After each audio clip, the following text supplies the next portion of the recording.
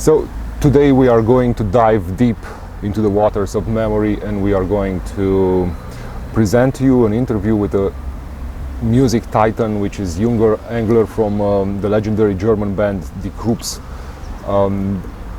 You should probably know that the reason for this rather, let's say, boring introduction is that the interview was recorded I think 14 years ago into the month of August 2010, but at the time Jürgen Engler was living in the United States of America and I was living here in Romania. And even nowadays it is rather difficult to record an interview in the United States, but 14 years ago it was even more difficult, but somehow I managed to get this, to recover this old recording. At the time it was recorded on a different kind of audio equipment and a different kind of audio files, so it took me quite a lot of time to be able to use the appropriate filters and cables to be able to bring this one back into an audio format that could be audible or digestible on this YouTube channel. But once again, it's a very happy day because I managed to get back this very old piece of history. In case you don't know who is Jürgen Engler, basically if you are a Rammstein fan nowadays, you should know that Jürgen Engler is the very godfather of electronic industrial metal, so to say. Before my metal days, I was a die-hard fan of electronic music as well. I grew up in the 80s with Depeche Mode, with Alphaville, and in the 80s we managed to get our hands here in Romania on Stahlwerk Symphony, which is a groundbreaking masterpiece in experimental music, noise, and so on and so forth. And we were all wondering, what the hell on earth is this? But once again, a huge music titan. I had the chance in 2010 to interview this huge music titan, and this kind of a discussion is, I think, 100 times more valuable than an interview with Till from Rammstein, because Jürgen Engler made it possible for Rammstein to exist. By the time Jürgen Engler was playing, Rammstein were the new kids on the block, so to say, and nothing more. And also, in the beginning of the 90s, Jürgen Engler had a record label, and the famous band, the equally famous band Oomph from Germany, started by sending him a demo tape. So it's very emotional, and a big reason for pride for me to be able to have conducted this interview 14 years ago. The lucky thing in here was that Jürgen Engler had a better microphone than I did, so you can hear him. Of course he had a better microphone because he's this awesome audio engineer and visionary musician. So you can hear him speak much better than you can hear me, for which reason I have copy-pasted the questions on the monitors so that you can understand what the conversation is about. You will hear a lot of interesting things from this legendary figure. You will hear about the crumbling down of the Berlin Wall, the falling of the Iron Curtain here in Eastern Europe, the music of the Krupps in this context. We talked about alienation of the modern man, the way the technological environment got to be a huge source of inspiration for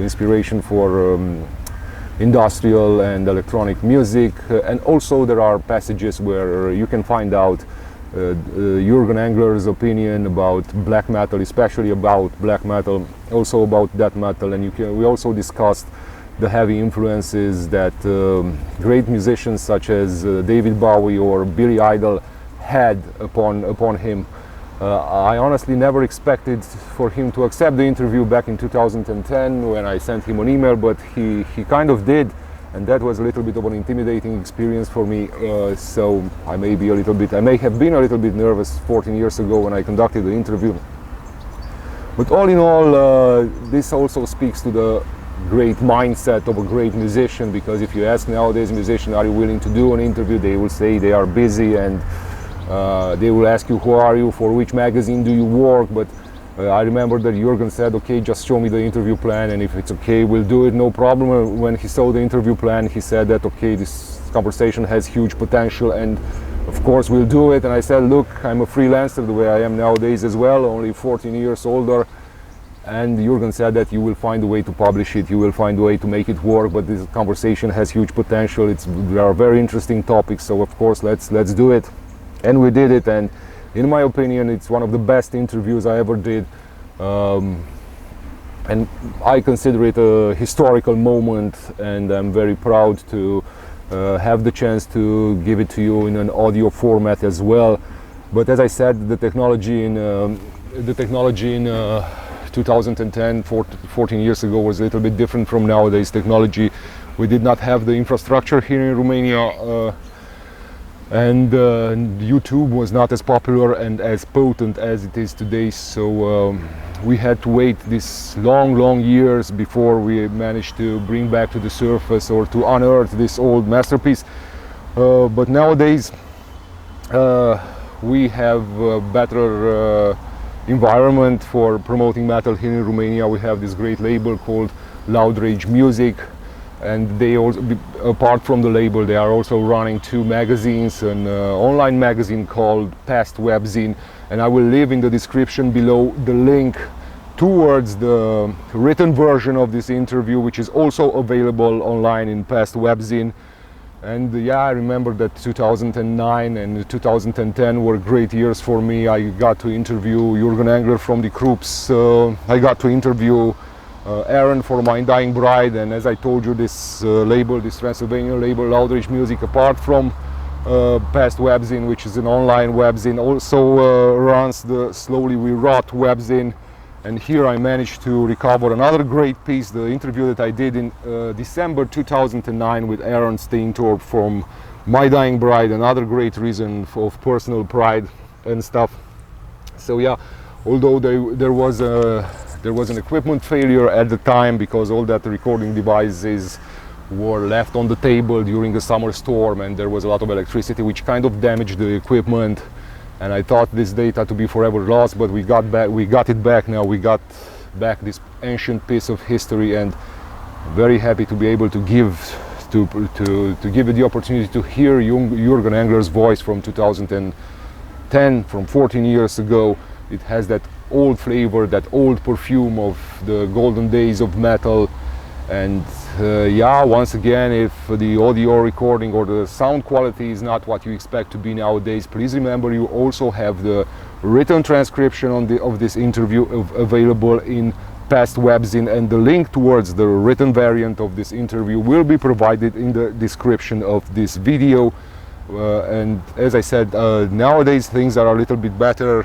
We have the Past Webzine, the online available webzine. We have the printed zine called Slowly We Rot, both under the patronage of Loud Rage Music. So if you enjoy this great piece of material, in time we will be able to bring back maybe more of these old treasures and unearth them and make them available once again. But yeah, a historical interview, a beautiful piece of history here with Jürgen Engler from Die Krupps. Once again, the godfather of the industrial and electronic metal, the one who made possible both Rammstein and Oomph, because you know, in the 90s when Rammstein came along, they were just, as I said, the new kids on the block. They were heavily influenced by Die Krupps, and they even copy-pasted, to tell the truth, some passages from Die Krupps. But forget about Rammstein, and please go back to the real god of industrial and electronic music, who is Jürgen Engler from Die Krupps. Do enjoy the conversation and do stay tuned. Thank you. I'll tell you, I'm very happy that we have the chance to talk. But I'm a big Die Krupps fan ever since the mid-90s. Okay. Cool. So, do you have enough time for a longer interview, or should we make it a little bit shorter?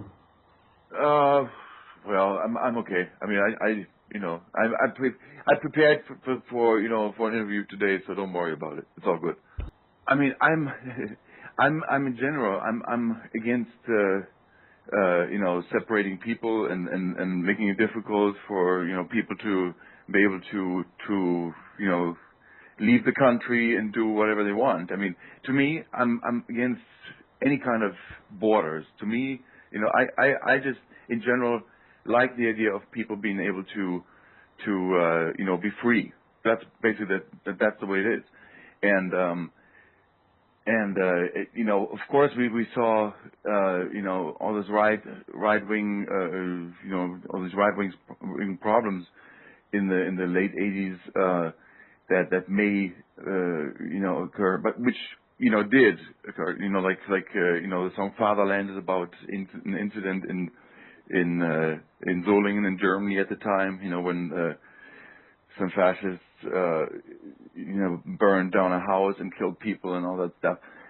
But in general, I think it was a very good thing to basically open the gates, and I'm on the other hand, I mean, some people, I mean, or some countries for sure, the people in general, they benefited from it, I think, but it made life harder too, because I know for a fact, for example, in Russia, they were experiencing a lot more problems after the Iron Curtain came down, which, to my opinion, was in the long run was a good thing for them. But they went through a long period of hardship after basically the Soviet Union broke apart. But like I said, in general, I am totally against people being trapped in their own countries and not being able to travel and explore I'm for freedom. That's the way it is. And do you think that the developments that followed corresponded with the expectations of the people who created these two major historical events by means of their enthusiasm alone? Do you think that afterwards development corresponded with their expectations? Because when the Berlin Wall fell down, for example, there was a hell lot of enthusiasm all across Europe, and Scorpions released that song On the Wings of Freedom. Well, that's what I said. I think that in general, these people, I mean, of course they want their freedom. They want it out. I mean, no matter where, like Berlin, no matter whether it was West Berlin or whether it was East Germany or Russia or wherever. The thing is, I think in general people don't want to be restricted. But in the end, they learned that. It also had a downside to it. There was also new problems that they hadn't anticipated. They weren't aware of the problems and dangers that they would have to deal with in the future. I think in general, people are probably they feel good about being less restricted and being more free nowadays. But on the other hand, the economy broke down, and a lot more people were suffering for a good amount of time. And I think it's kind of it's for sure gotten better now. But for the first 10, 15 years, it was a really tough time for most people, I think. And I can tell you this: Germany, for example, West Germany, is suffering still from it, and Germany now, since the wall came down, compared to before the wall came down, is a day and night difference. Germany has really gone downhill. I mean, financially, everything has got. I mean, has gotten so expensive because they raise taxes and everything. I mean, it's really tough to live there nowadays. Whereas before the wall came down, life was peachy in Germany, kind of. I mean, in a way that, life was affordable. Now it's not anymore. So would it be too extreme to say that, in a way, they open a sort of Pandora box? Oh, absolutely. Sure.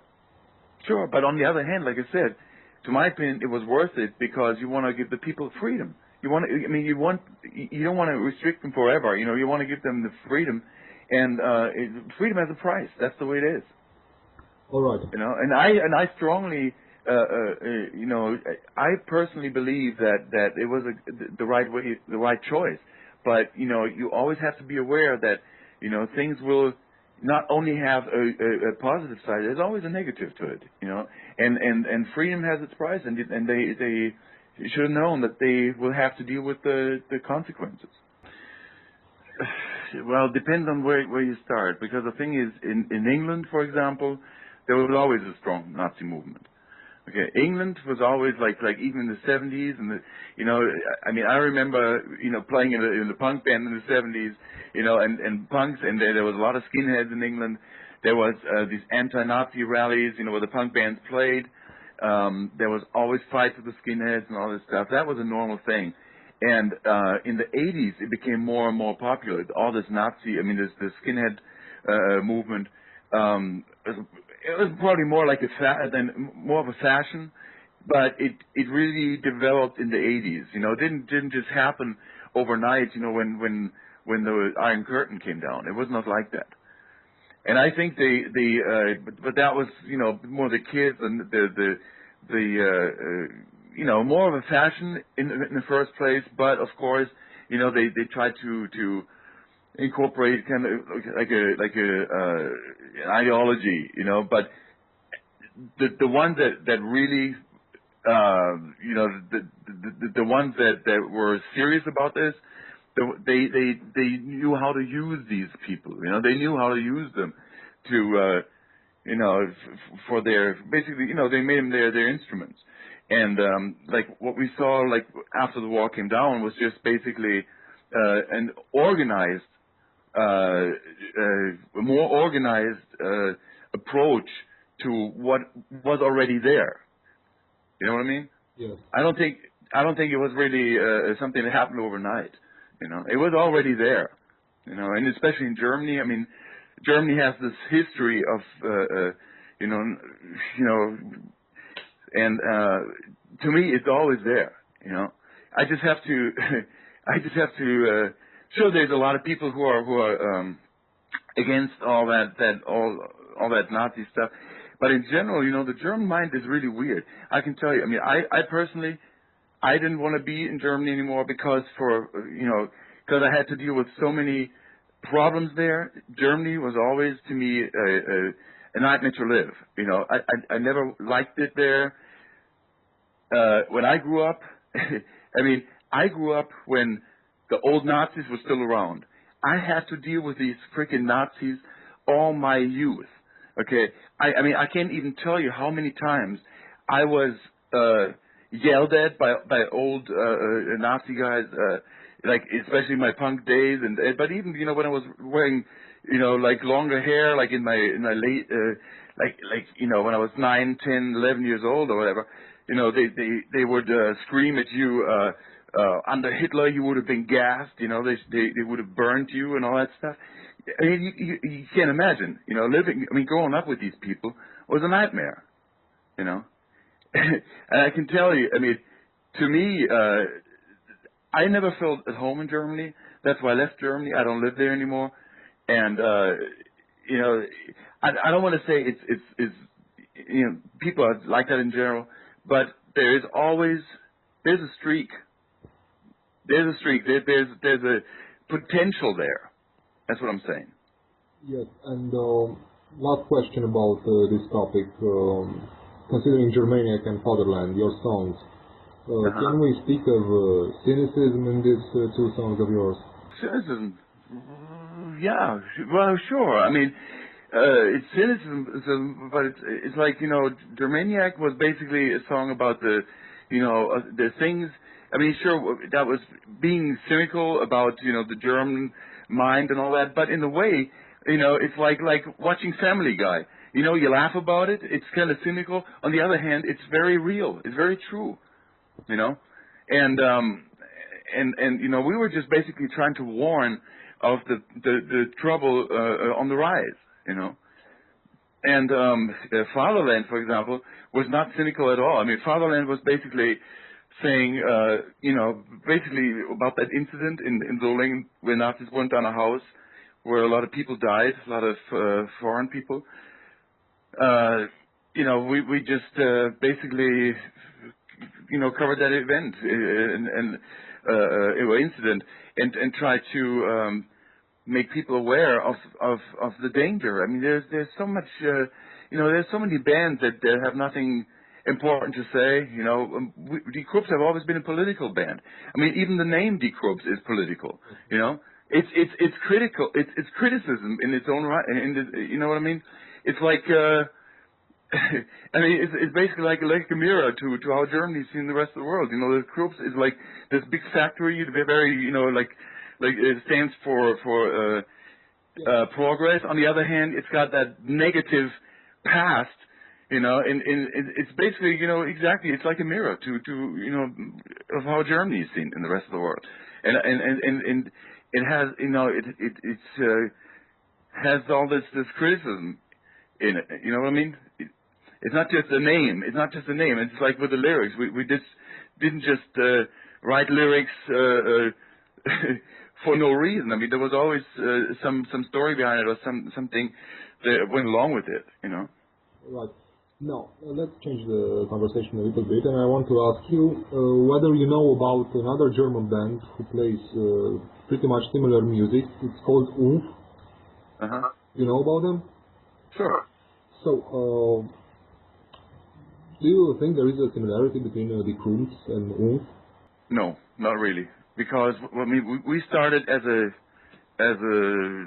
really, like a true industrial act. With the Starbuck Symphony, it was like pure industrial noise.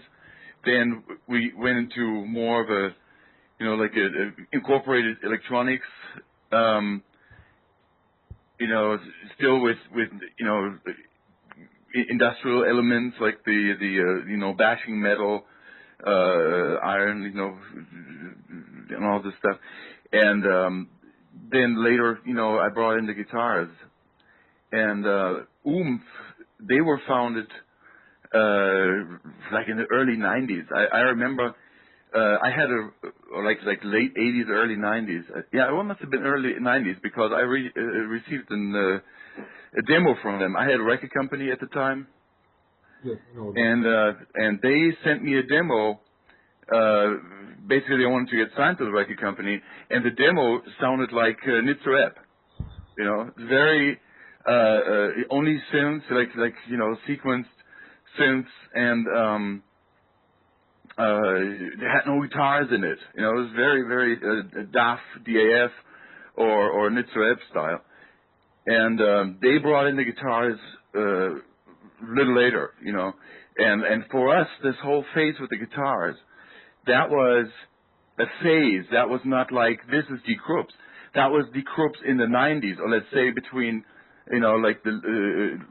like for a certain period of Die Krupps. I mean, we have done so many different things.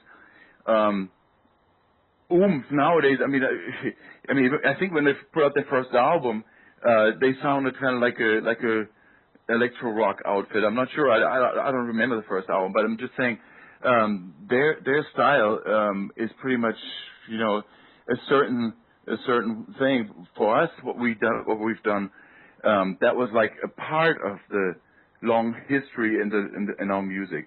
That was just like in the late 80s, I decided to incorporate the guitars and the electro stuff, and it was an experiment. It was an experiment, and it was just a phase. And that's why I'm saying Die Krupps and Oomph is different for sure, because the next album is not going to be the same as what you heard from us in the 90s. It's not going to be like that. It's not going to be a rock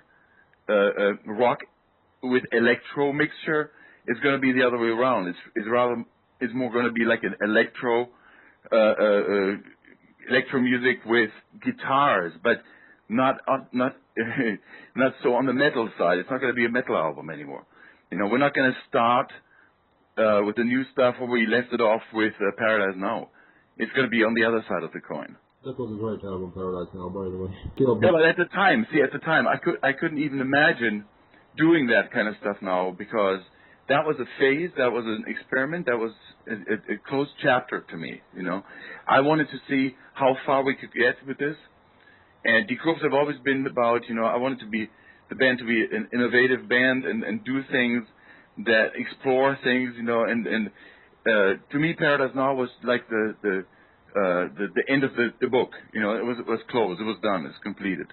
I know you don't like to repeat yourself, and I know you like being an eternal pioneer, so to say.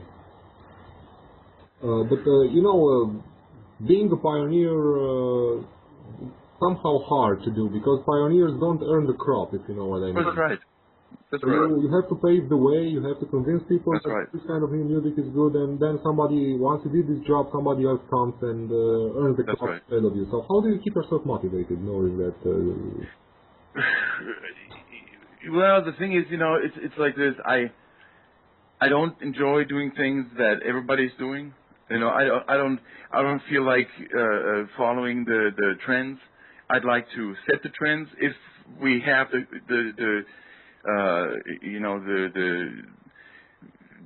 let's say this. I mean, like, I'm working on a new album right now, and it's a lot harder nowadays to do something that hasn't been done before. But on the other hand, and I can say that, you know, whenever I work here, that I'm doing something that we haven't done before, you know, even that we haven't done before. But I'm always trying to go a different way. I mean, I'm not going to say, okay, who's, you know, what's the trend? Is it like this band or that band? And, you know, let's jump on the bandwagon, which is basically what all these other people did.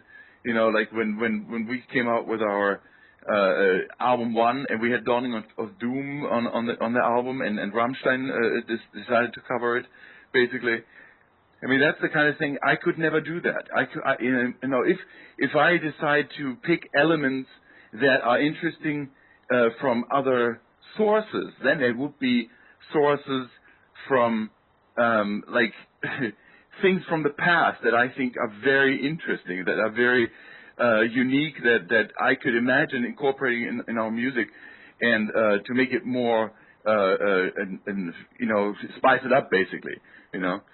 But I could not imagine doing anything that is already there, you know, that is already like happening at this time. I couldn't do that. To me, I always have to have a feeling that what I'm doing is different. I just hate the feeling of copying something that is. I mean, in general, I hate copying things. That's just the way it is. the next question is about another topic from your lyrics. It's about alienation and loneliness. So I'm talking about Ich bin ein Ausländer and to the Hilt. So who do you think is responsible for the alienation of the present man, and for his loneliness as well? Because Well, you know, Ich bin ein Ausländer is basically, it's you know, it's kind of the same as To the Hilt. You're right. It's like, you know, I wrote To the Hilt because I felt like a foreigner in Germany. You know, I never felt like I was part of the, you know, the country. I mean, like the people.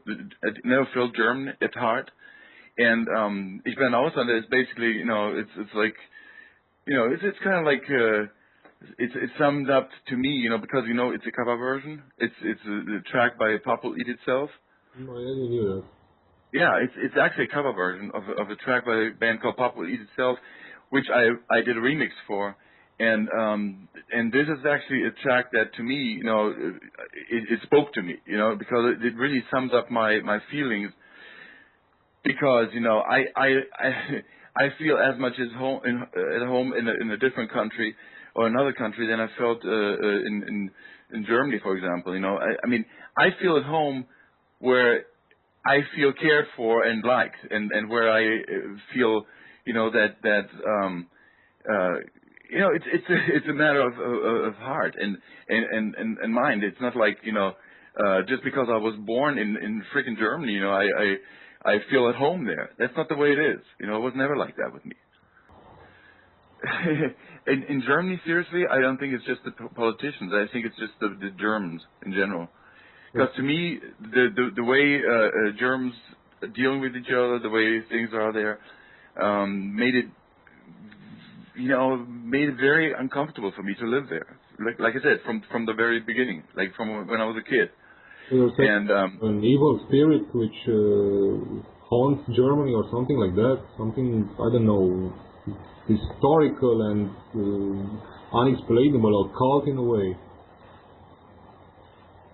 I mean, it's really hard to explain to someone what it is, but I can tell you, living there for me was nothing but problems. You know, like from the very start. You know, like there are too many people that cause problems for you in your daily life from morning to night. And here, for example, in America, I'm completely. You know, I can do whatever I want. I never feel restricted. I never feel like anybody is you know, making my life difficult. I don't have that feeling here at all. I understand. You know? I think I know what you're talking about. And I'm just saying, you know, the lyrics that I wrote, they were basically saying, you know, I basically it was like I actually spoke to the people. I wanted to make them realize that, you know, because you got to see, you know, the time. At the time when I wrote to the Hilt, that was also the time when there was a lot of you know, Nazi problems and all that in Germany. And I wanted to make people aware that, you know, they are strangers wherever they go. You know, sure, you know, in your own country, you feel safe. But the thing is, you know, when you go to a different country, you are a foreigner. And do you want to be treated like that? You know, you don't. You want, you know, just accept everybody. That's basically what I was saying, you know. I feel at home where I feel at home, and not just because I was born there. You know, and you should just try to make your home wherever wherever you're you know, wherever you feel like. And I don't think people should be restricted to that. That's okay. I understand that one. And now let's turn a little bit to technology. I want to ask you if you find the present technological environment as being claustrophobic. I mean, you know, the safety measures in airports, the constant monitoring of satellite and supervising cameras. So do you find the present technological environment as being claustrophobic or rather comfortably safe? I'm speaking about high-tech low light. Yeah, I know what you're talking about. The thing is, you know, it has a downside to it, but you know, in general, I find it very inspiring. It is inspiring, you know, because it's basically, you know, living 1984. You know what I mean? Basically living the you know, Big Brother thing, and it is, of course, you know, I'm not for this kind of stuff, but on the other hand, it's very inspiring. It's like, you know, living in West Berlin in the 70s. You know, you're trapped in this little island, you know, amidst a country that is you know, basically observing you, and but it creates a very creative atmosphere. You know what I mean? Yeah. You understand what I'm saying? And I think it's kind of like that. I mean, you kind of feel like you're being observed all the time. You're being watched. You know, I mean, you get on the internet. You're basically leaving traces. You can be you know, anything we do nowadays. I mean, like every street corner you have a camera. Which on one hand, like I said, you know, you feel like you're I don't feel suffocated by it. I just deal with it because I always thought, you know, that was already there, even in the 80s, in a different way maybe, but you know, you were always being observed. I just think that, you know, from what I can tell, it also it also kind of limits crime. Like here in the States, I have to tell you, I mean, I know that there's like in the late 80s or or in the 80s in general or early 90s, I felt a lot unsafer here. Nowadays, I think it's a lot easier because, like I said, there's cameras everywhere. There's more of a presence of you know, of these things. Dancing call it the technological order. Yeah, but what I'm saying is basically, you know, it's got a good side and a bad side to it. Yeah. On the other hand, I find that kind of environment very inspiring. You know, to me that is like, you know, living this this all world, or I mean, you know, there's a lot of books about this Brave New World and all this stuff. You know, and what's the one, the Russian one, Evgeny. yeah, Evgeny, yeah, exactly. you know, all this stuff that to me is it's very inspiring. You know, it's very inspiring to be in such a living in such an environment. I just think that it has a good side to it as well. So but on the other, what exactly inspires you? What? It inspires me to see all these cameras. It inspires me to know that you know, it's like, you know, you listen to the old Kraftwerk record. Computerstaat, you know, BKA and you know, in Scotland Yard, they all have our data and so on. It's basically like that, you know. You knew it was already, you know, it was already like in the early '80s when they wrote the song.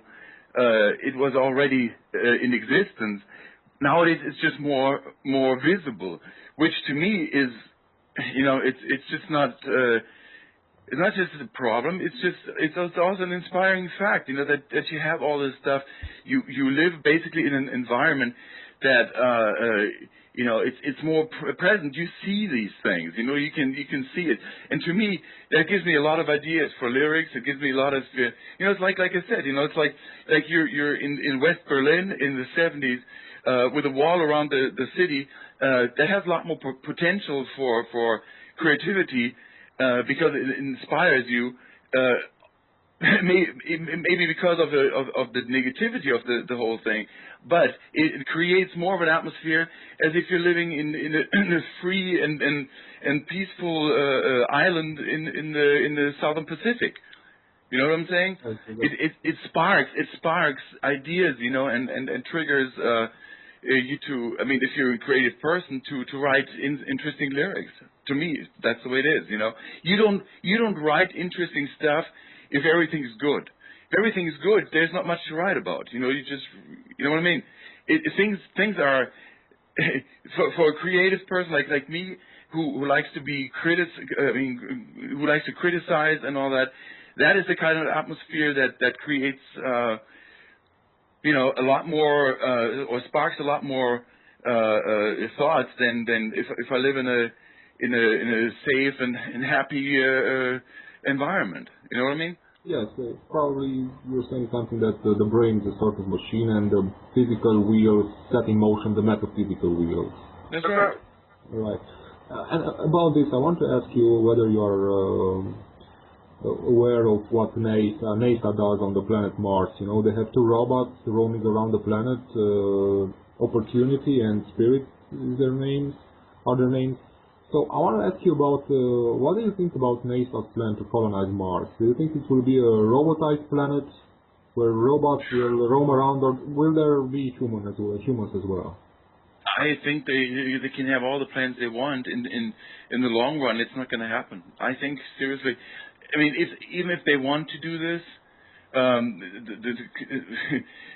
mean, maybe they will succeed to you know, make some, you know, create some conditions to live there for a certain amount of people, but I don't think it's gonna seriously happen. And I mean, you know, it sounds to me just like you know, have you ever seen Outland with Sean Connery? No. You know, it's the kind of thing, you know. Sure, you know, they always have the urge to move on and explore the other planets and all that stuff, but in general, you know, it's like it's to my opinion, at least for the next couple of 100 years, all it's going to be is like you know, maybe setting up like these stations where they would, you know, laboratories and whatever, you know, if they even get to that point.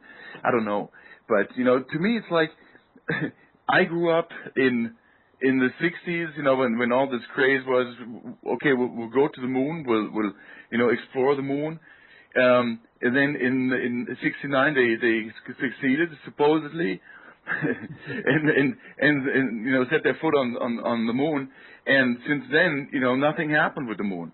The moon is the closest planet, and there's no such thing as you know what they were planning on doing at the time. and I don't think that you know, this stuff is really going to happen very soon. I think if it's going to happen, it's going to take a long time. Because to me, you know, the 50 years since the moon landing, not much has happened. You know, it's not like you know, like when you look at the 20th century, how fast things were moving. You know, from building planes, cars, rockets, you know, landing on the moon and all this stuff. And then you look at the last 50 years, it's like, okay, sure. I mean, they shoot up these, you know, the space shuttle goes into space, and they set up all the, you know, you know, whatever the satellites and all this stuff nowadays. But it's not like, you know, they've explored or looked, they've really gotten much further with the technology to set up anything on different planets. Sure, now they got the little robots, you know, exploring Mars. But I mean, it's been 50 years since they supposedly landed on the moon. You know, 50 years, and I think that's a freaking long time. You know, for you know, considering how fast all this stuff was moving in the 20th century, it was moving very fast. You know, but for the last 40, 50 years, I mean, it's been too long for me to think that anything is going to happen very soon. All right. So, do you believe in aliens? No. No. All right. I don't believe in aliens. What I think is that maybe somewhere out there are different life forms. But I don't believe in aliens in the way that they look like in E.T. or in in any of the other sci-fi movies. I think that, you know, different life forms, they don't have to have bodies like we do. They don't have to live. You know, they don't have to have the need to use oxygen or whatever. I think different life forms probably exist. They may even exist on the moon or on Mars, and they don't even know about it because they have different forms. They don't have bodies like we do. You know, I don't know, but I just, you know, I don't believe in the kind of aliens that they abducted in Roswell, New Mexico in the 50s. You know what I mean? I mean, to me, this is like it's fun sci-fi. That's what it is. But when you want to be serious about it, I don't think that you know, any kind of life forms that may be out there have to have 2 legs, 2 arms, and a head, and have a you know, similar kind of structure, body structure, or anything like we do. All right. So another question, pretty much similar.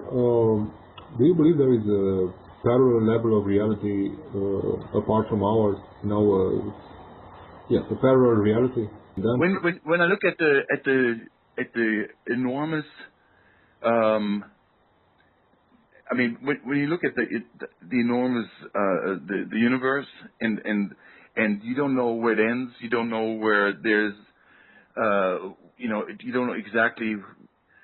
I mean, seriously, yeah, I believe there is.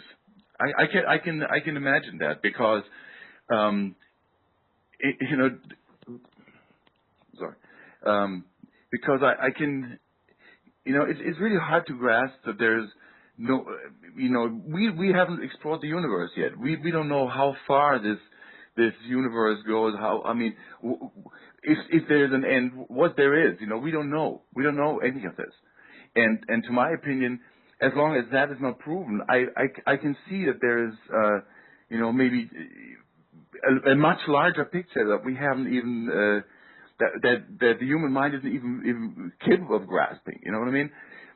It's like, you know, like a, you know, for a little ant, a little ant's environment, like that little forest, you know, it lives in, is the world, you know, and the rest. I mean, it doesn't even know it's on a big planet in a big universe, and we may be in the same position.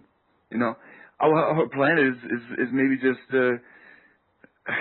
some little part of a bigger thing, and there may be a parallel universe that we, you know, we have to come to understand maybe in a million years. I don't know if mankind will still be alive and ever find out, but You know, I don't know. I just can see all that. I think that all that is possible. All right. With your other project, DK.com, you have a song called Übermensch. Is it a philosophical song drawn from Nietzsche's philosophy, or it's a political song? Well, it was for sure, you know, it was a song very, very cynical. And because at the time, the whole album was basically written about the political developments. At the time, you know, after 9/11, basically, after the, you know, the whole, craziness that came with the, you know, the bombing of the World Trade Center. And so the whole album was written around that, you know, around the things that happened afterwards. Another question is about one of your musical influences, namely it's about David Bowie. So why do you think David Bowie proves himself to be a very influential musician for nowadays deep and dark types of music? Is there something very diabolical and hidden in his music? I don't think diabolic. I just think that he was an amazing songwriter. I mean, his music was very different at the time. I mean, I remember listening, hearing the Gene Genie, Driving Saturday, and so on. And those songs were very different. They touched you in a different way than the rest of the glam rock music did. So did Roxy music at the time. I mean, their music, Roxy music and Bowie's music, to me, were very exotic, very different. They tried to go, you know, basically they tried to combine elements that, you know, like the thing is, you know, with Bowie, it's kind of hard to say, because I mean he had so many different phases, you know, like at first, you know, he had this more acoustic approach, and then he incorporated these dark rock guitars, like in the first, like Space Oddity or like Hunky Dory. It sounded very dark, or like especially The Man Who Sold the World, a very dark album. Then, you know, it became, you know, more, I don't know what to call it, because you can't really call it glam rock, because glam rock was a whole different thing. Glam rock was for the teens, you know, like the Sweet, the Slade, and Gary Glitter and all that stuff. And that's not the music that he did.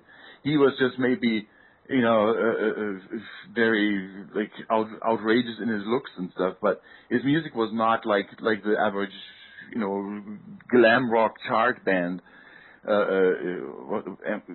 Average glam chart band was doing. He was doing a very different thing. And then in '75 he did this soul album, Young Americans. Then he went on to produce these, you know, inspired by all the German krautrock stuff. You know, the electro or half electro albums like Low and Heroes and all this stuff. I think what really is the most interesting thing about him is that he never repeated himself. It was basically the same as you know, what I was always trying to avoid. You know, he always he basically invented himself, reinvented himself with every album, and I really appreciated that. I really liked that. But on the other hand, you know, it was clearly his signature, his sound. And I think that is a very amazing thing, because it's really hard to do that, especially, you know, when you're you know, like when you found your formula to attract the people. I mean, to basically sell records, and then you don't go the easy route of a road like to basically do the same thing as most other bands do. He just went in a different direction. Like T-Rex at the time, I mean, almost every single sounds, you know, kind of the same, very simple tracks, but he went totally different directions. I mean, he went on to do soul, electro music, you know, and he incorporated funk and the new wave sound. He for sure influenced very much. To me, he was a very, very interesting figure. I mean, I'm just, even like with the last album, Reality.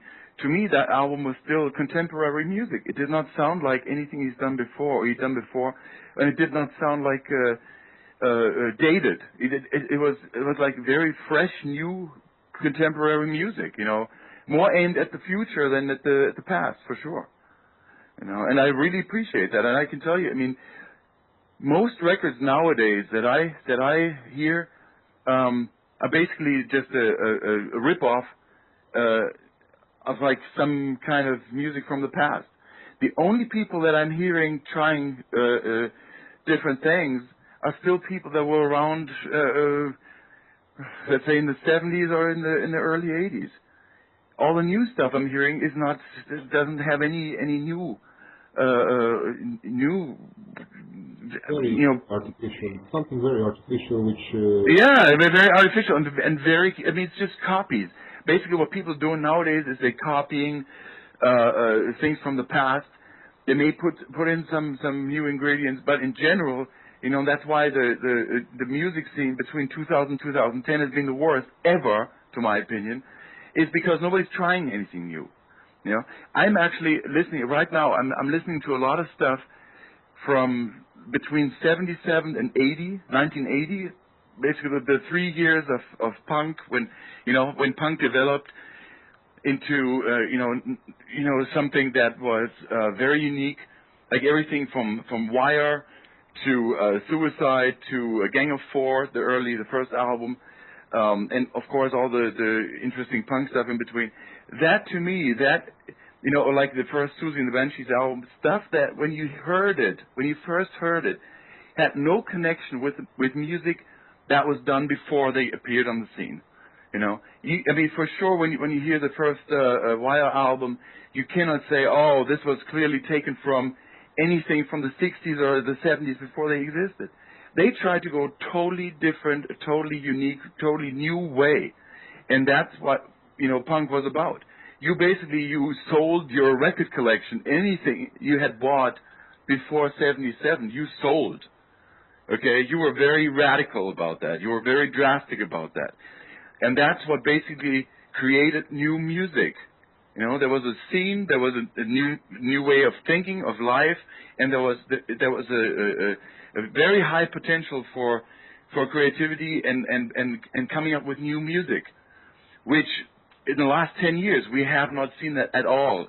In the 90s we've seen that in small quantities.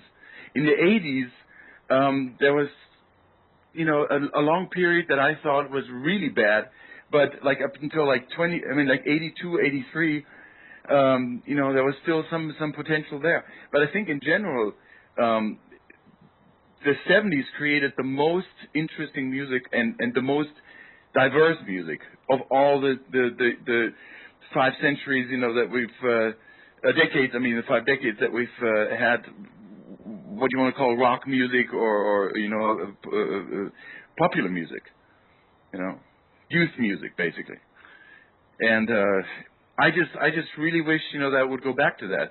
And like I said, with Bowie, it's like you listen to his last album, Reality, and he is for sure not going an easy route. I mean, it's not music that the average Joe Blow out on the street can digest easily. Definitely. The same with U2. You know what? I'm really, that's another thing. U2 seem to be one of the only bands that still have the guts, popular bands, that seem to have the guts to do something that the average listener may not even be able to relate to or, understand. They don't seem to care.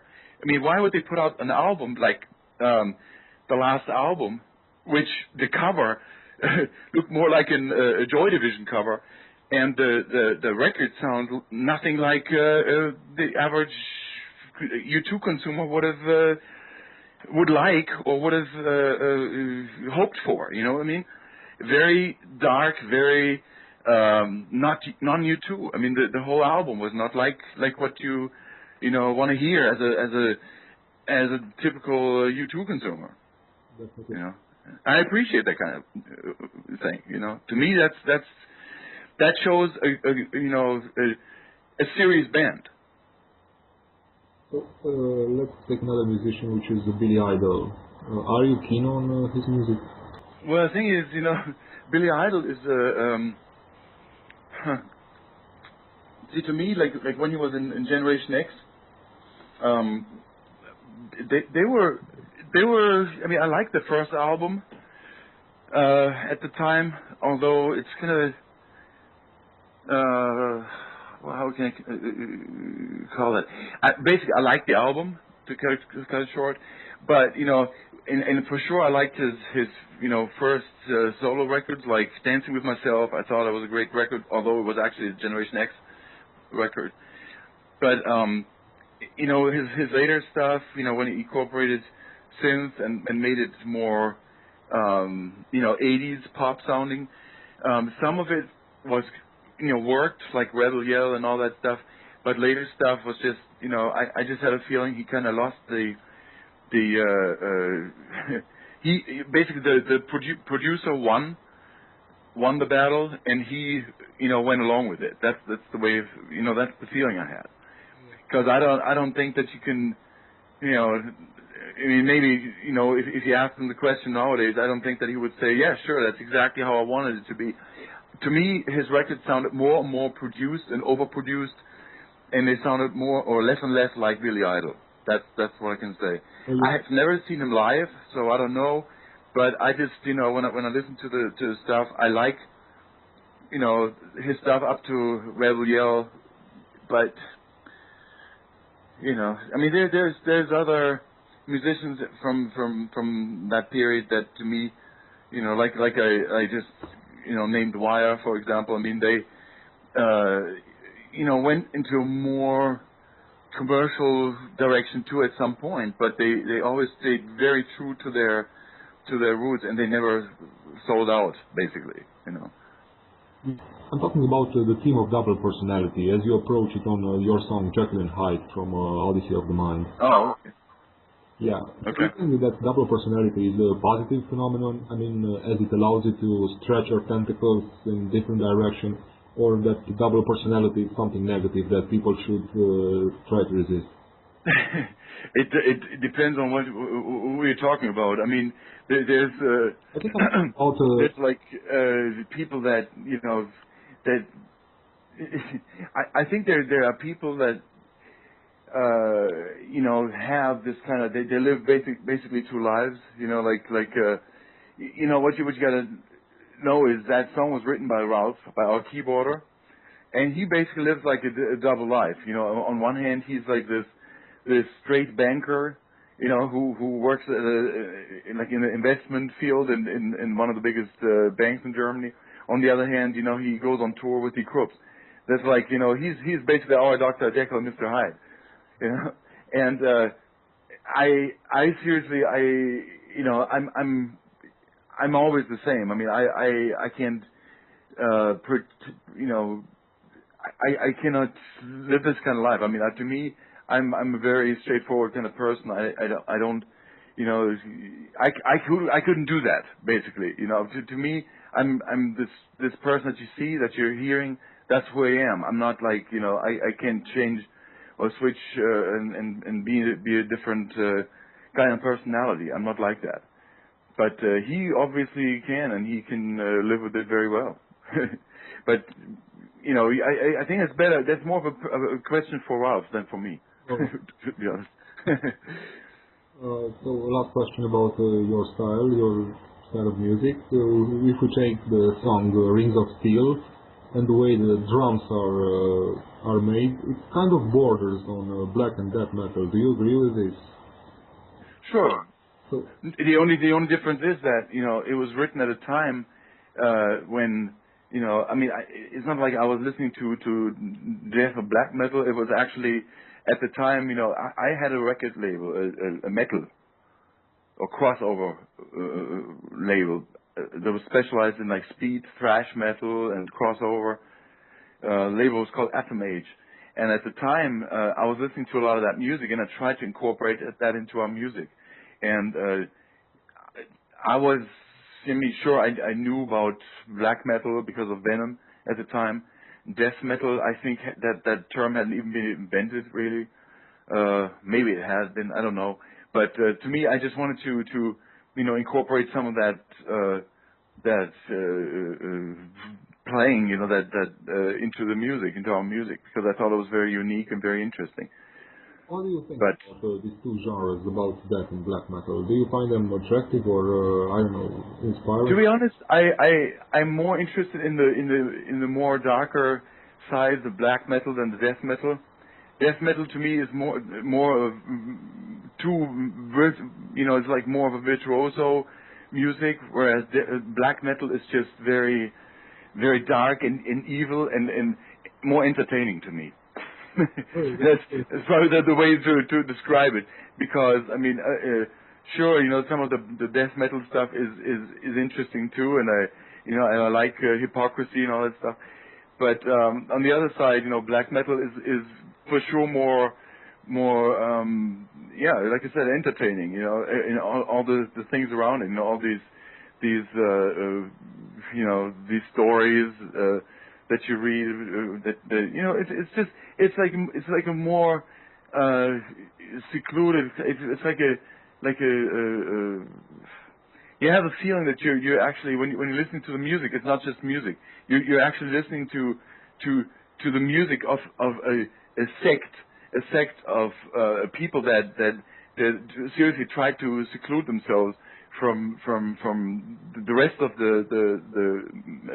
from mankind. And I think that's a very, very interesting thing. To me, it's always interesting to listen to things or explore things that go beyond the norm, and I don't have to like it. I'm just, I've always been interested in subcultures and exploring them.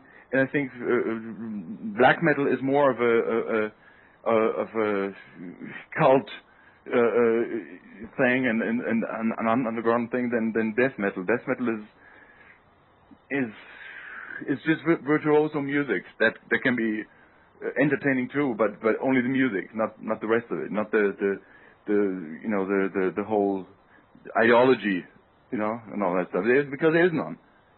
Death metal is just music played with guitars tuned down to C, and that's just the way it is. And it's important for you for the music to have an ideology or a philosophy behind it. Well, a meaning, and something. Yeah, it's something that inspires me. Something that I like to. Like I said, to me, it's not interesting if I just listen to music without the cover, for example. I want to have the information that goes along with it. I want to see it in context with what's going on at the time. See it and put it side by side to other things that happen at the time. And death metal, like normal music, is to me is like not as interesting. I think it's more interesting if you have something that that is more underground or more like a has like I said, like a concept behind it that has more of a meaning behind it. No matter whether it makes a lot of sense or not, but just the thing that people put thought into it and try to go different ways. That to me is interesting, and I like to explore that. I remember like a couple of years ago, I was really getting into that black metal stuff just for the because the music to me sounded so like I said, basically like the whole ideology. They were trying to break with everything. I mean, it's been like that ever since black metal happened, I guess. But in the 90s and even the last, I think even the last or especially the last 10 years, it's going into different directions that I thought were very interesting. I mean, I don't appreciate all this violence, all this crap that goes along with it. But what I'm saying is basically, because it is such such a weird subcultural thing, cultish or sect related stuff. It is interesting, you know. It triggers some interest in me to look into that. And I can't say that I dislike the music. I think some of it is very interesting, you know. But you know, I don't want to generalize. I don't want to say in general I like black metal. It's just some things interest me and some don't. And there's good stuff and bad in that music. I'm just saying that death metal in general, to me, is just too technical. It's too technical, and it's you know, it's like, you know, a bunch of virtuosos trying to be heavy. It's kind of fun, but it doesn't have an ideology or a concept behind it, and that doesn't, you know, do much for me, basically. You're perfectly right. So, the very last question for tonight: which is your favorite philosopher and why? You know, that's asking me what's your favorite record. I can't even tell you that, you know, because the thing is, like I said, you know, things inspire me. Things that you know, there's also things that inspire me at certain times, and they may not inspire me in other times. Like we just talked about that black metal stuff. Right now, I don't feel any connection with it. I don't care about it at all. Okay, there was a phase where I, you know, explored it and I found it interesting, but it's lost its you know, it's interest. I mean, it you know, it doesn't do anything for me basically right now. But and it's the same with books. It's the same with records. You know, like most things, they do something for me for a certain limited time, and then it's basically it's gone. And it's not like I'm interested in Sartre or you know, Kafka. I think Kafka is probably one of the ones I like best, but like I said, it's really, you know, it's really it's something I really can't answer. I can't tell you what's my favorite record. I can't. There's a lot of things that I like, and depending on the mood I'm in, that I you know, that I like in the long run. But I've always been more of a person interested in music rather than reading. I can tell you that for sure. To me, I mean, I may have thousands of books here, but for some reason, when I look at them, I always have a feeling I still spend more time with my thousands of records than with my books. You know what I mean? So even you know, if you ask me, you know, which record is my favorite one, would make it easier than ask me which is my favorite philosopher. You know, Right. it's I can't answer that question. I really can't. It's okay. It's okay. Well, what can I say? Thank you very much for the interview and for having the patience to No problem. deliver such Thank you. intricate answers.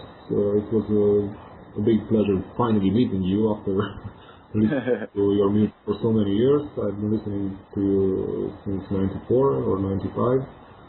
Okay. And although you said you don't listen to Odyssey of the Mind, I keep on listening it once or twice per week. Oh, Paradise Now, you mean? And no, Odyssey of the Mind. That's my. Oh, Odyssey. Well, see, yeah, I was talking about Paradise Now earlier, because Paradise Now was such a you know, really you know, it was probably the most metal we ever went, you know, like in the metal direction. But Odyssey of the Mind was still like in between there, you know. And but you know what was funny, because I mean, you know, we were I'm just thinking, we played in I mean, we never played in Romania. I remember we were one time we were asked to play a festival there. Guess it must have been like a couple of years ago. It's not been too long ago. Can you tell me what festival that may have been? Well, I don't know. There are festivals in Sibiu. There are festivals in Bucharest. It's hard to tell which kind of. Basically, it was an open air festival. Open air festival somewhere in the countryside, but a very popular one. I have no idea. You know. Okay. I really have no idea. I mean, the open airs are in Sibiu. It's the most famous one at Atmania, where My Dying Bride and Opet. Okay. But It's very hard to tell which kind of audience would fit a Die Krupps concert. You know, I would personally would organize a concert with you and with some, I don't know, extreme metal bands. As I find the Die Krupps sound as being very dark and as being very inspiring for a black and death metal audience, and even for a gothic metal audience. Okay. So this is how I For would... sure, there's rock stuff, for sure. Yeah. Even older stuff such as David Bowie or Billy Idol, I would even those stuff I would fit them into a darker metal festival. But I don't know how to organize it. Right. Romania thing. So it's very hard to actually guess such things, you know. But Right. as I was saying, I'm very pleased that I finally had the chance to talk to you. You know, I was 12 years old when I first, or even younger, 10 years old when I first managed to provide myself with a tape with your music. And in the meanwhile, I graduated the journalistic schools, and I had this dream of once actually interviewing you. So today it happened, and I'm very awesome. happy with it. And that's I'm glad we got to do this. Sounds good. Sounds good. Great. all right. So thank you very much once again for your time and for being No problem. Thank you. give us this interview. Okay, well then have a great day, and I'll wait for the link. All right, Jürgen, have a great day. It's day. You too. It's day in the U.S., right? Yes. It's like 1 o'clock here now. Here it's night already, so you have a lovely day. Okay, you have a nice night. Wonderful night. Bye, goodbye. Bye. Take care. All right, you too.